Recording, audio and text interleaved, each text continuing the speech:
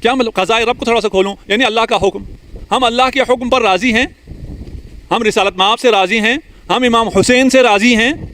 آج سوال بالکل الٹا ہو گیا، آج تک تو ہم یہ کہتے تھے نا کہ امام ہم سے راضی ہے یا نہیں، آج ہم کہہ رہے ہیں ہم امام سے راضی ہیں، ہم قرآن سے راضی ہیں، ہم رسول سے راضی ہیں، ہم اللہ سے راضی ہیں، یعنی ہم اللہ نے جو حکم دیا ہے، اللہ کے جو احکام ہیں ان سے راضی ہیں۔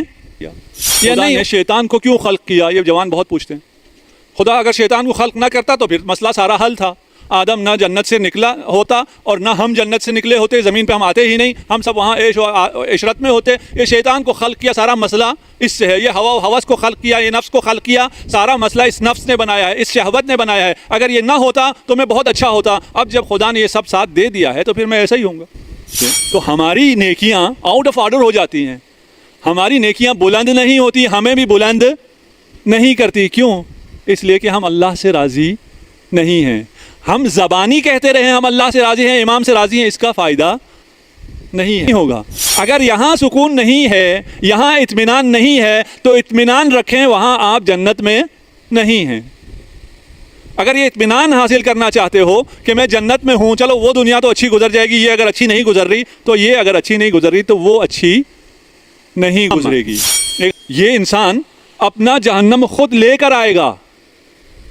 آخرت میں جہنم آپ بنا رہے ہیں، یہاں اس جہنم کو لے کر آپ پہنچیں گے وہاں۔ یہاں جنت بنا رہے ہیں، اس جنت کو لے کر آپ وہاں پہنچیں گے۔ ارے اس سکون میں اس عاشورہ ذرا دیکھیے گا، جو تماشائی ہوں وہ چھاؤں تلاش کرتے پھر رہے ہوتے ہیں، اور جو ماتمی ہیں وہ بڑے آرام سے ماتم کر رہے ہوتے ہیں۔ کیوں؟ اس لیے کہ وہ جوانان جنت کی عزاداری کر رہے ہوتے ہیں، جنت کی شاخیں ان کے اوپر ہوتی ہیں، اسی دنیا میں ہوتی ہیں۔ نماز اول وقت سمجھ کر پڑھی جانے والی نماز، پھر نماز پڑھنی نہیں ہے، نماز قائم کرنی ہے، اور اگر نماز قائم کریں تو پھر نماز کے اثرات آپ کی زندگی میں آئیں گے۔ سکینہ فغاں کر رہی ہے، یہ عجب بات ہے، باپ بھی میرا مارا گیا، تماچے بھی۔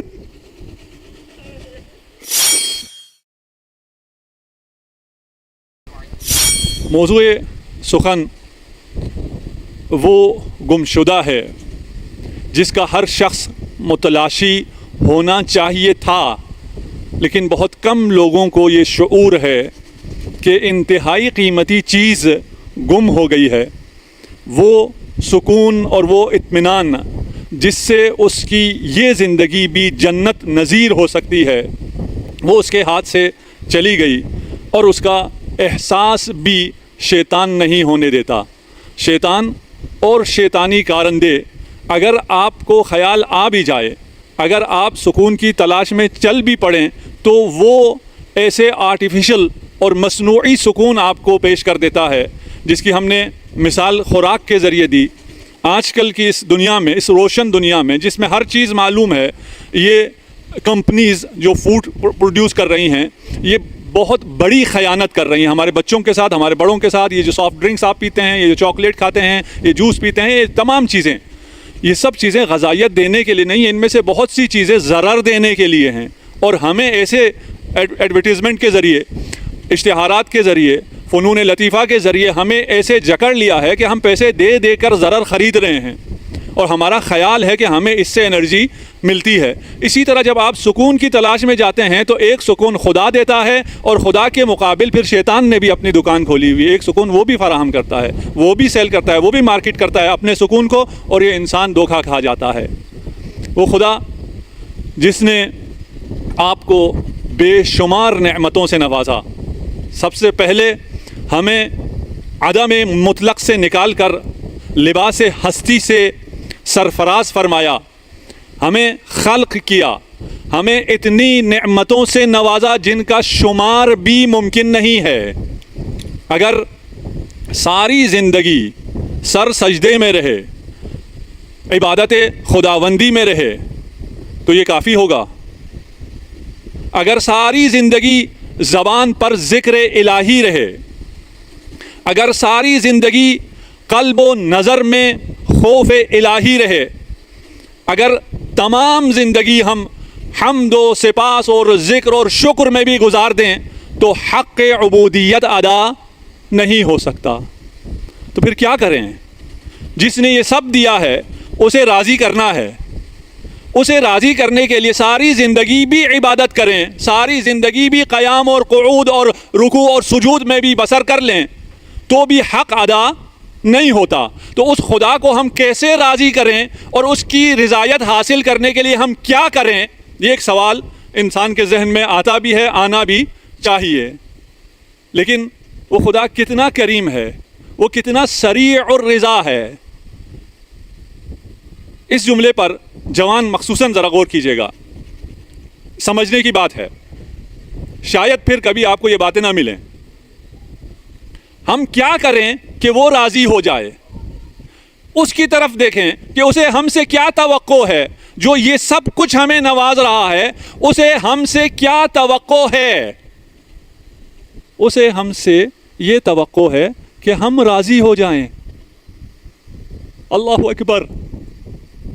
کون سمجھ سکتا ہے؟ میں بیان نہیں کر سکتا, میں اپنی فیلنگ بھی بیان نہیں کر سکتا کہ وہ ہم سے توقع یہ رکھتا کہ ہم اس سے راضی ہو جائیں.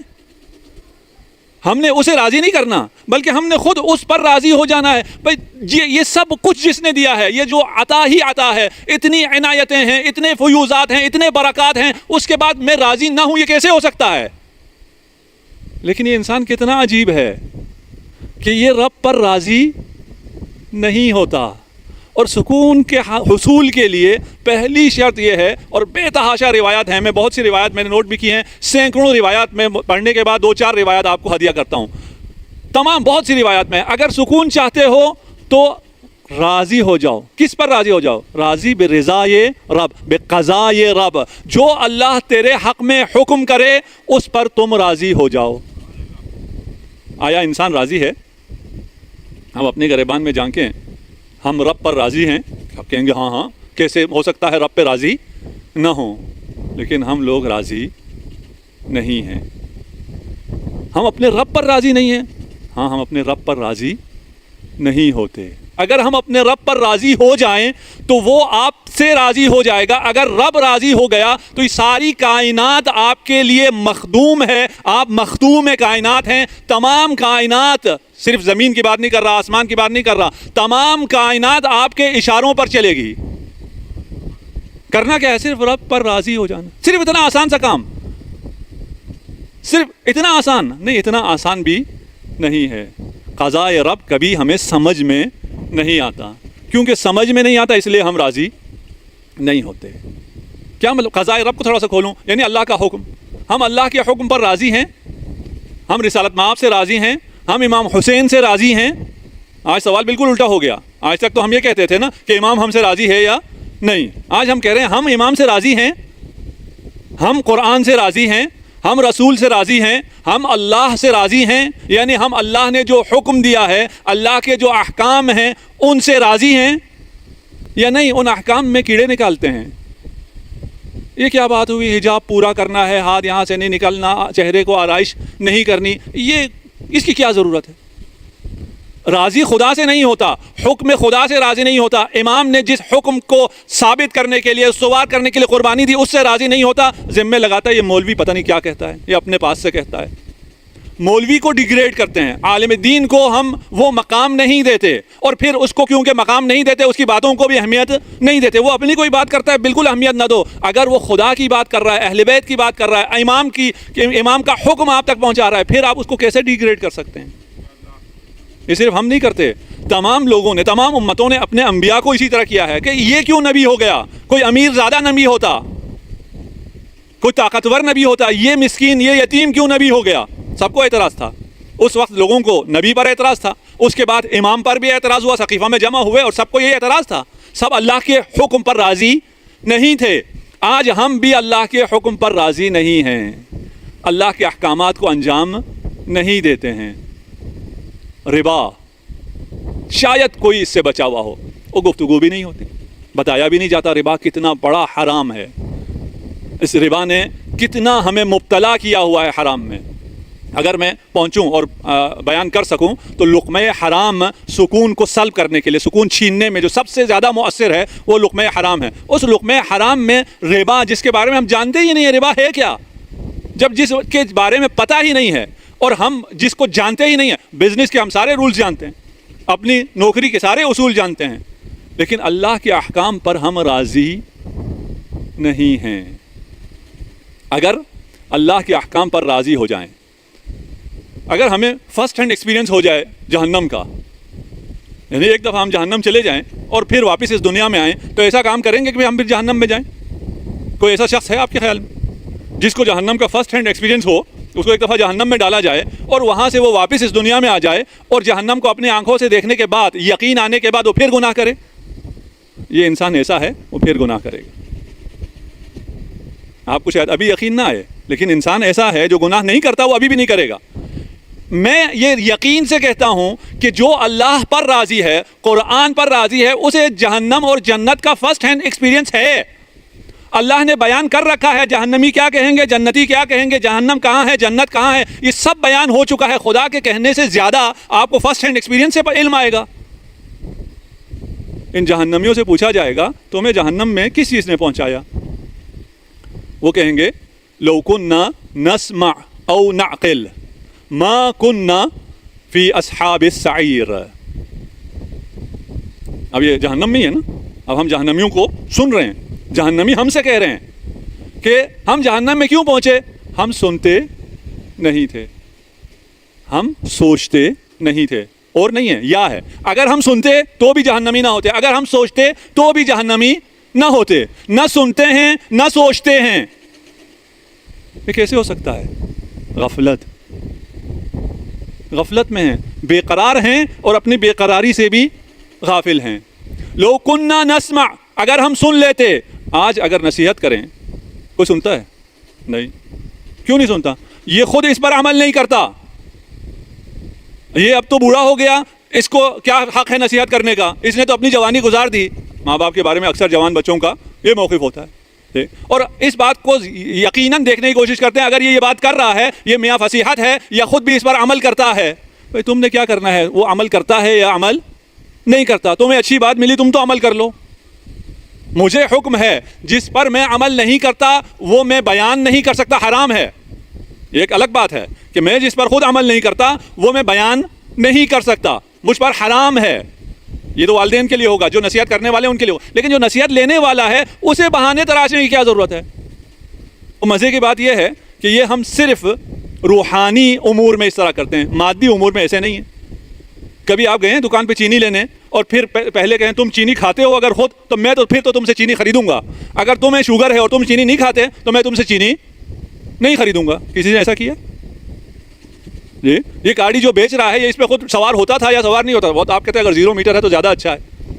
خریدنے کے بعد یہ مریض ہو گیا تھا, پڑا رہا 1 سال, گاڑی کھڑی رہی, بہت اچھا ہے. یہ اگر اس پہ سوار نہیں ہوا تو مجھے یہ گاڑی چاہیے.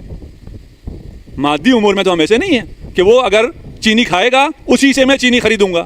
بھائی تمہیں نصیحت جہاں سے مل رہی ہے وہاں سے لے لو, تمہیں اس میں اس بات کی کیا ضرورت ہے کہ وہ خود عمل کرتا ہے یا نہیں کرتا ہے؟ نصیحت کرنے والے کو عمل کرنا چاہیے, نصیحت لینے والے کو ہر جگہ سے نصیحت لینی چاہیے, بہانے نہیں تراشنے چاہیے. ہم سنتے نہیں ہیں, سننے کے لیے تیار نہیں ہیں. او نعقل, یا ہم عقل سے کام لیتے. ہم عقل سے بھی کام نہیں لیتے. عقل سے کام نہیں لیتے. کیوں ہم عقل سے کام نہیں لیتے؟ اس لیے کہ خدا نے ہمیں عقل بھی دی ہے اور ساتھ میں شہوت بھی دی ہے, ہوا و ہوس بھی دیا ہے. خدا نے شیطان کو کیوں خلق کیا؟ یہ جوان بہت پوچھتے ہیں. خدا اگر شیطان کو خلق نہ کرتا تو پھر مسئلہ سارا حل تھا. آدم نہ جنت سے نکلا ہوتا اور نہ ہم جنت سے نکلے ہوتے, زمین پہ ہم آتے ہی نہیں, ہم سب وہاں عیش و عشرت میں ہوتے. یہ شیطان کو خلق کیا, سارا مسئلہ اس سے ہے. یہ ہوا و ہوس کو خلق کیا, یہ نفس کو خلق کیا, سارا مسئلہ اس نفس نے بنایا ہے, اس شہوت نے بنایا ہے. اگر یہ نہ ہوتا تو میں بہت اچھا ہوتا. اب جب خدا نے یہ سب ساتھ دے دیا ہے تو پھر میں ایسا ہی ہوں گا. اگر ہماری عقل بہت کام کرے تو ایسے کام کرتی ہے کہ اس کا قصور بھی ہم خدا پہ ڈالتے ہیں, خدا سے راضی نہیں ہیں. کہ یہ بھی خدا کا قصور ہے کہ خدا نے ہمیں اگر صرف عقل دیا ہوتا, صرف عقل اگر خدا نے دی ہوتی تو تم فرشتے ہوتے. فرشتوں کے ہونے کے باوجود اس زمین پر اپنا خلیفہ تجھے بنایا ہے, تجھے فرشتوں سے افضل بنایا ہے. اگر صرف شہوت ہوتی تو حیوان ہوتے, اس کی تو کوئی آرزو نہ کرے گا, لیکن عمل میں سب حیوانی زندگی گزارنے پر راضی ہیں, صرف شہوانی زندگی گزارنے پر راضی ہیں. اچھا مجھے خدا نے یہ کیوں دیا؟ یہ سوال ہے، شیطان کو خدا نے کیوں خلق کیا؟ تجھے اس لیے یہ دونوں قوتیں دی ہیں، تجھے عقل بھی دی اور تجھے شہوت بھی دیا، تجھے ہوس بھی دیا، تاکہ تم عروج کر سکے. یہ تیرے لیے یہ شہوات لانچنگ پیڈ ہے، تم یہاں سے اڑان بھر سکتے ہو، ٹیک آف کر سکتے ہو. تم یہاں زمین پر رہنے کے لیے خلق نہیں ہوئے، زمین پر تم جنت کو کریٹ کرنے کے لیے خلق ہوئے ہو. تم اس زمین پر یہاں رہنے کے لیے نہیں ہو، یہاں سے جانے کے لیے ہو، اور یہاں سے بہت بلند تمہیں جانا ہے. بلند اگر جانا ہے تو عقل کے ساتھ شہوت بھی چاہیے، ہوس بھی چاہیے، نفس بھی چاہیے. اس نفس کو صرف تمہارے پاؤں کے نیچے ہونا چاہیے. اگر پاؤں کے نیچے رہے تو یہ تمہارے لیے نعمت ہے، یہ تمہیں اڑان دے گا، یہ تمہیں معراج دے گا. کبھی کسی نے، ہم ابھی سمندر سے دور ہیں، یہاں کے جو بچے ہیں انہوں نے نہ دیکھا ہوگا، لیکن آج کل فلموں میں، ویڈیو میں سب نے دیکھ رکھا ہے، بحری جہاز دیکھیں. جتنی یہ مسجد ہے اس کے بھی کئی برابر بحری جہاز ہوتے ہیں، اور بہت بڑے بڑے ہوتے ہیں. اتنا بڑا کوئی ٹرک دیکھا آج تک کسی نے؟ کوئی اور سواری دیکھی ہے؟ نہیں. وہ اتنا بڑا بحری جہاز کیوں ہو سکتا ہے؟ اس لیے کہ اس کے نیچے پانی ہوتا ہے. اگر وہ پانی نہ ہو تو اتنا بڑا بحری جہاز بھی نہیں چل سکتا تھا. اگر یہ ہوا نہ ہو تو ہوائی جہاز بھی نہیں اڑ سکتا تھا. اگر ہوا نہ ہو تو آپ پتنگ بھی نہیں اڑا سکتے. اور پھر اڑان جس کو چاہیے ہو اس کو دوسری چیز مخالف جہت میں چاہیے. پانی اگر اوپر آ جائے تو کشتی ڈوب جائے گی. پانی کو ہمیشہ نیچے رہنا چاہیے. پتنگ اگر آپ اڑائیں تو ہوا کے مخالف جہت میں پتنگ اڑا سکتے ہیں، ہوا کے رخ میں پتنگ کو نہیں اڑایا جا سکتا. ہوا کے مخالف اگر اڑائیں گے تو پتنگ اوپر جائے گی. یہ ہوا و ہوس نعمت الہی ہیں. یہ اسی پانی کی طرح ہے جو کشتی کے لیے جادہ طریق بن جاتا ہے، راستہ بن جاتا ہے، پاتھ بن جاتا ہے.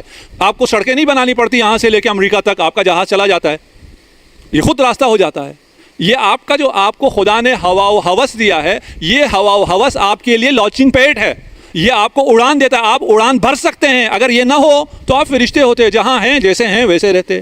آپ میں تکامل کا سفر طے نہ ہوتا.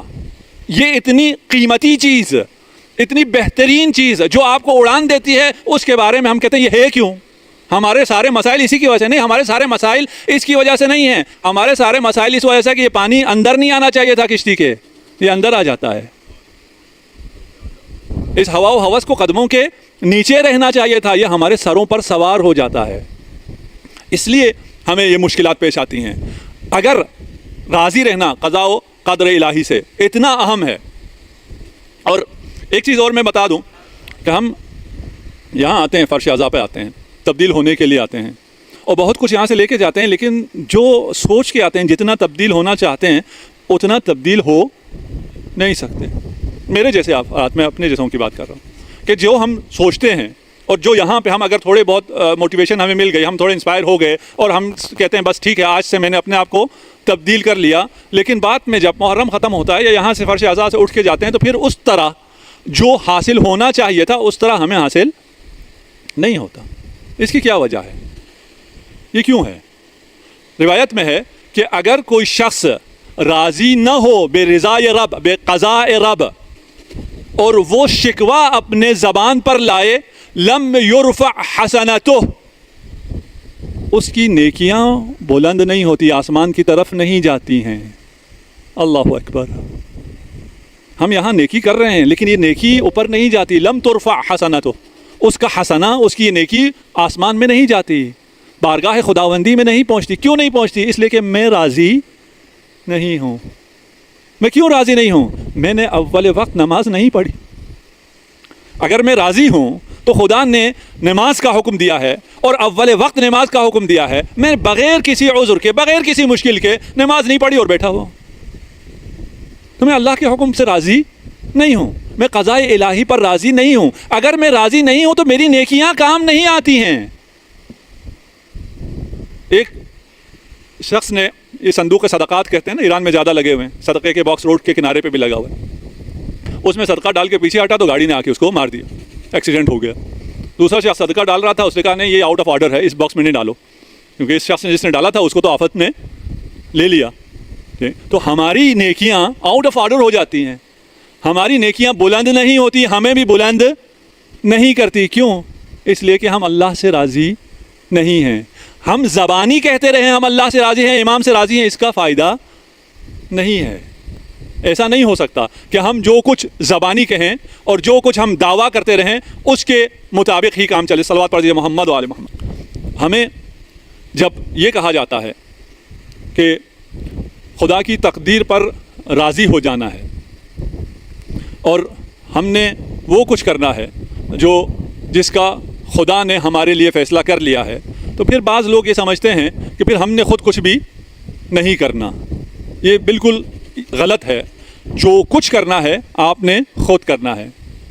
اور ایک بات اور میں آپ کو یہ بتا دوں, آپ اس دنیا میں اور اس دنیا میں, یعنی اگر یہاں سکون نہیں ہے, ہمیں یہ بات ہمارے عرف میں, ہمارے معاشرے میں بہت عام ہے کہ قبر میں جا کے سکون ملے گا, سکون تو ہمیں جا کے جنت میں ملے گا, یہاں ہمیں سکون نہیں ملے گا. یا یہ سوال کرتے ہیں کہ ہم کتنا دنیا کے لیے کام کریں, کتنا ہم آخرت کے لیے کام کریں. ان دونوں کو الگ الگ لیتے ہیں. یہاں سکون نہیں ہے تو کوئی مسئلہ نہیں, وہاں سکون مل جائے گا. نہیں نہیں نہیں, یہ دونوں بالکل ایک ہیں. آپ اپنی جنت خود بناتے ہیں, اور جس جنت کو آپ خود بناتے ہیں وہ جنت جب وہاں ابھی بنتی ہے یا بعد میں بنے گی, ابھی بنتی ہے, آپ اپنے ہاتھوں سے بنا رہے ہیں, آپ اپنے اعمال سے بنا رہے ہیں, وہ جنت جب وہاں بنتی ہے وہ آپ کو یہاں سکون دیتی ہے. اگر آپ یہاں سکون میں نہیں ہیں, من کان فی ھذہ اعمی, جو یہاں اندھا ہے وہ وہاں بھی اندھا ہوگا, اس کو وہاں سکون نہیں ہوگا. اگر یہاں سکون نہیں ہے, یہاں اطمینان نہیں ہے, تو اطمینان رکھیں, وہاں آپ جنت میں نہیں ہیں. اگر یہ اطمینان حاصل کرنا چاہتے ہو کہ میں جنت میں ہوں, چلو وہ دنیا تو اچھی گزر جائے گی, یہ اگر اچھی نہیں گزر رہی تو یہ اگر اچھی نہیں گزر رہی تو وہ اچھی نہیں گزرے گی. ایک حدیث میں پہلے بھی ہدیہ کر چکا ہوں آپ کو کہ ایک شخص ہے, اس نے صدقہ کی فضیلت کو سنا کہ صدقہ بہت افضل ہے. رسالت مآب صلی اللہ علیہ وآلہ وسلم کی زبانی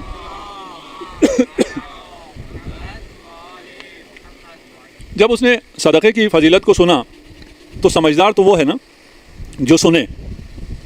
ایک ہی صحابی نے سنا, اور جب اس نے سنا تو اس نے اس پہ عمل بھی کیا, سمجھ جب لیا, اور رسالت مآب سے آگے کہا کہ میرے 2 نخلستان ہیں, کھجور کے باغ ہیں, ان میں سے جو اچھا ہے وہ میں صدقہ کرنا چاہتا ہوں, آپ قبول کریں گے؟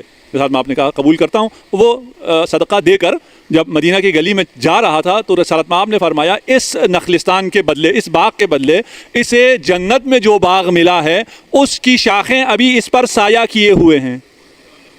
وہ مدینہ میں ہے, ابھی جنت میں باغ تیار بھی ہو گیا, اس کی شاخیں وہاں بھی ہیں, اس کی شاخیں دنیا میں بھی ہیں. وَجِيءَ بِجَهَنَّمِهِمْ وَجِيءَ بِجَهَنَّمَ, یہ انسان اپنا جہنم خود لے کر آئے گا. آخرت میں جہنم آپ بنا رہے ہیں, یہاں اس جہنم کو لے کر آپ پہنچیں گے وہاں. یہاں جنت بنا رہے ہیں, اس جنت کو لے کر آپ وہاں پہنچیں گے. جہنم بھی آپ خود بنا رہے ہیں, جنت بھی آپ خود بنا رہے ہیں. اگر وہاں جنت بنا رہے ہیں تو اس کا سکون یہاں آپ کو مل رہا ہے. ہو سکتا ہے آپ نے محسوس نہ کیا ہو, فیل نہ کیا ہو, لیکن آپ کو مل رہا ہو. ابھی عاشور کا جلوس ہوگا, گرمی بھی بہت ہے, ٹھیک, تو آپ کھڑے ہوتے ہیں, سارا دن دھوپ میں ماتم کرتے رہتے ہیں, آپ کو گرمی کیوں نہیں لگتی؟ کبھی سوچا؟ کیونکہ ہم سب ماتم کر رہے ہوتے ہیں, ہم سمجھتے ہیں آج دھوپ میں زیادہ وہ نہیں ہے, تپش نہیں ہے آج. ہم سب کیونکہ ہم سمجھتے ہیں ہم کیوں جس سکون میں ہیں اس میں سارے اس سکون میں. اس عاشورہ ذرا دیکھیے گا, جو تماشائی ہوں وہ چھاؤں تلاش کرتے پھر رہے ہوتے ہیں, اور جو ماتمی ہیں وہ بڑے آرام سے ماتم کر رہے ہوتے ہیں. کیوں؟ اس لیے کہ وہ جوانان جنت کی عزاداری کر رہے ہوتے ہیں, جنت کی شاخیں ان کے اوپر ہوتی ہیں, اسی دنیا میں ہوتی ہیں. محسوس کریں, آج کے بعد سے جو نیکی کریں وہ نیکی آپ کی قبول ہوئی, پہنچی, خدا نے اس سے شرف قبولیت بخشا یا نہیں, آپ کو اگر سکون ملا تو آپ کی نیکی قبول ہوئی ہے. اگر سکون نہ ملا, اگر عبادت نے آپ کو تبدیل کیا, آپ کی عبادت قبول ہوئی. اگر عبادت نے آپ کو تبدیل نہیں کیا تو آپ اللہ سے راضی نہیں ہیں. اگر اللہ سے راضی ہونا ہے تو اس کا سب سے پہلا قدم نماز. نماز بھی نماز اول وقت, اور وہ بھی سمجھ کر پڑھی جانے والی نماز, جس نماز کو آپ سمجھ کر پڑھیں. اگر سمجھے بغیر پڑھیں گے تو زیادہ دیر عمل نہیں کریں گے, پھر اول وقت نماز آپ نہیں پڑھیں گے. ہم تو نماز اس لیے بھی پڑھتے ہیں بس ٹھیک کہ ہمیں شفاعت ائمہ نصیب ہو سکے. اور امام جعفر صادق علیہ الصلوۃ والسلام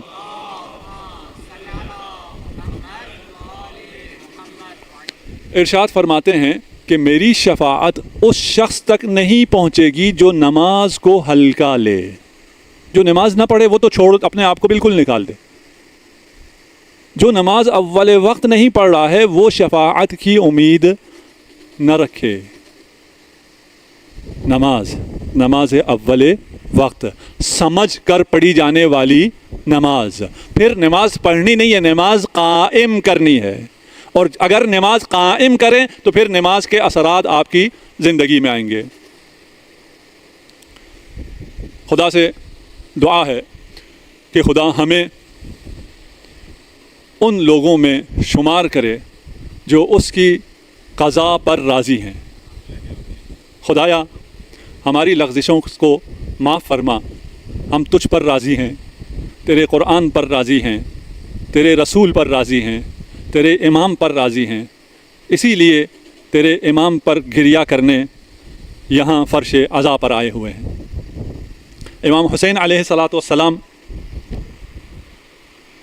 اپنے اہل بیت میں سے جو نزدیک ترین فرد تھا، مسلم ابن عقیل، اسے پہلے کوفہ روانہ کرتے ہیں.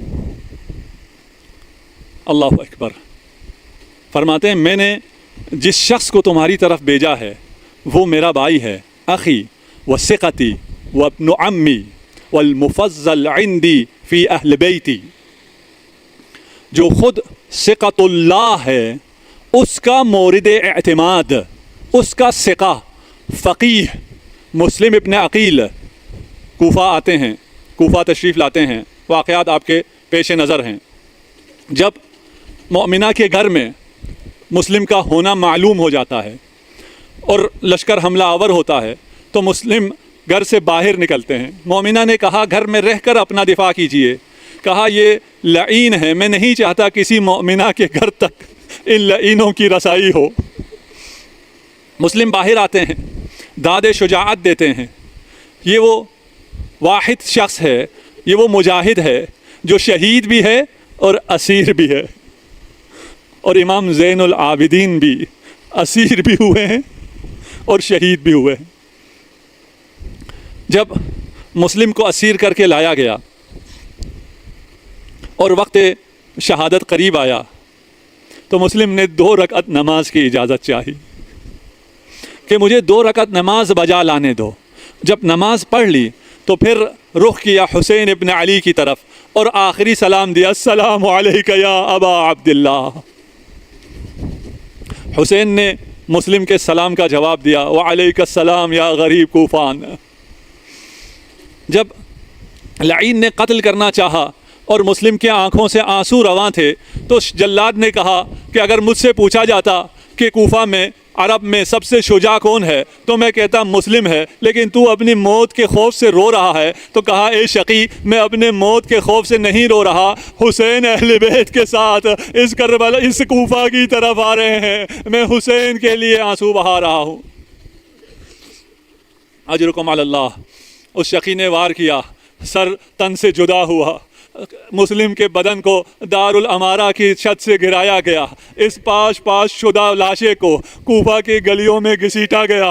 یہ پہلا سر ہے بنی ہاشم کا جسے شام بھیجا گیا. یہ پہلا جسد ہے بنی ہاشم کا جسے گلیوں میں گھسیٹا گیا، جسے سولی پر لٹکایا گیا. جب امام زین العابدین کوفہ تشریف لائے، دربار میں تشریف لائے، تو ایک لعین نے بڑھ کر کہا کہ اس دربار میں مسلم بھی آیا تھا، آج آپ بھی آئے ہیں.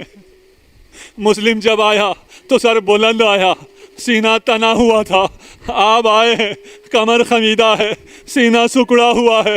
فرمایا لعین، تو نے انصاف نہ کیا، مسلم اکیلا آیا تھا، میرے ساتھ نبی زادیاں ہیں، میری مائیں بہنیں ہیں، بے مغنا ہو جانا.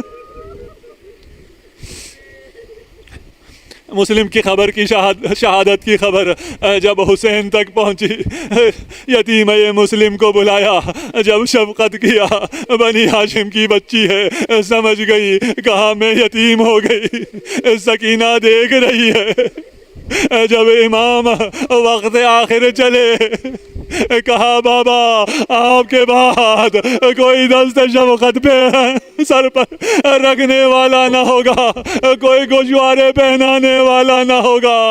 میں عرض کروں گا بی بی آپ کے کانوں سے گوشوارے اتارے جائیں گے، آپ کو تماچے مارے جائیں گے۔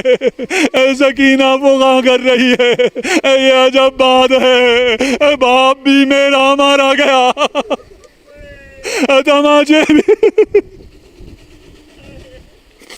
السلام علیکم دوستو، کیسے ہیں آپ؟ امید کرتا ہوں آپ سب خیریت سے ہوں گے۔